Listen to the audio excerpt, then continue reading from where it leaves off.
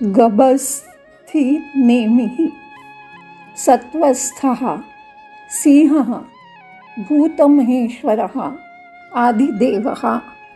486 वर नाव आहे गभस्ति नेमी.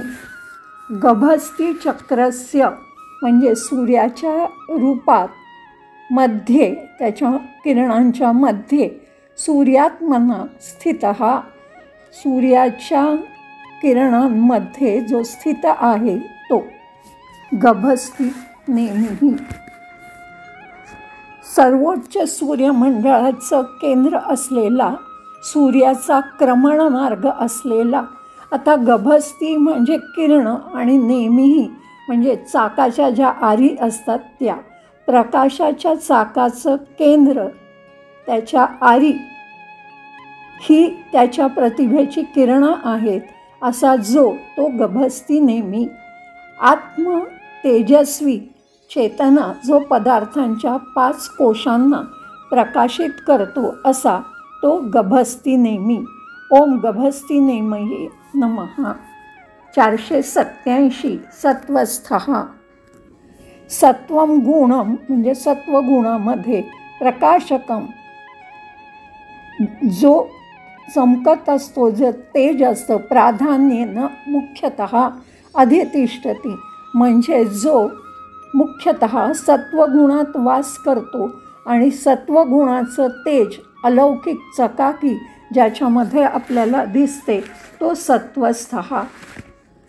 मायेचे 3 गुण सर्व त्याच्यामधल्या सत्वगुणामध्ये जो स्थित असतो, स्थिर असतो तो सर्व प्राण्यांमध्ये सुद्धा सत्रूपात हा स्थित असतो असा सत्वस्थः. ओम सत्वस्थाय नमः. 488 सिंहः. विक्रमशालित्वात सिंहः म्हणजे शौर्य आणि पराक्रमाने जो संपन्न आहे, जो सिंहासारखा आहे तो सिंहः. नृशब्दलोपेन सिंहः. नृसिंहातला नृ काढला तर सिंहः होतं. जसं सत्यभामामधला भामा काढलं की सत्य राहतं, तसंच नृ शब्द काढला की हा सिंह राहतो. नृसिंह रूपात हिरण्यकश्यपूचा नाश करणारा, प्रल्हादाचं रक्षण करणारा किंवा आपण असं म्हणू शकतो नकारात्मक शक्तींशी लढणारा जो तो सिंह. ओम सिंहाय नमः. 489 भूतमहेश्वरः. भूतानां महान ईश्वरः. सर्व भूतांचा महान असा ईश्वर जो तो भूतमहेश्वरः. भूतेन सत्येन म्हणजे भूतांमधला स एव हाच एकमेव परम ईश्वरः, सर्वोच्च ईश्वर आहे असा भूतमहेश्वरः. सर्व चराचराचा स्वामी महान ईश्वर सर्व भूतांना आदेश देऊन त्यांना शिस्त लावणारा, त्यांना नियमांच्या चौकटीत बसेल असं करणारा जो तो भूतमहेश्वरः. ओम भूतमहेश्वराय नमः. 490 आदिदेवः.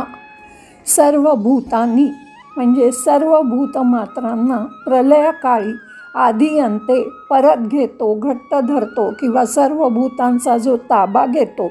अनेन इति आदिही तो आदिही आणि जो देवही आहे, जो आदिही आहे आणि देवही आहे असा आदिदेव हा पहिला देव. आदी म्हणजे खाणारा, देव जो विकसित होतो म्हणजे जो खाण्यामुळे विकसित होतो असा.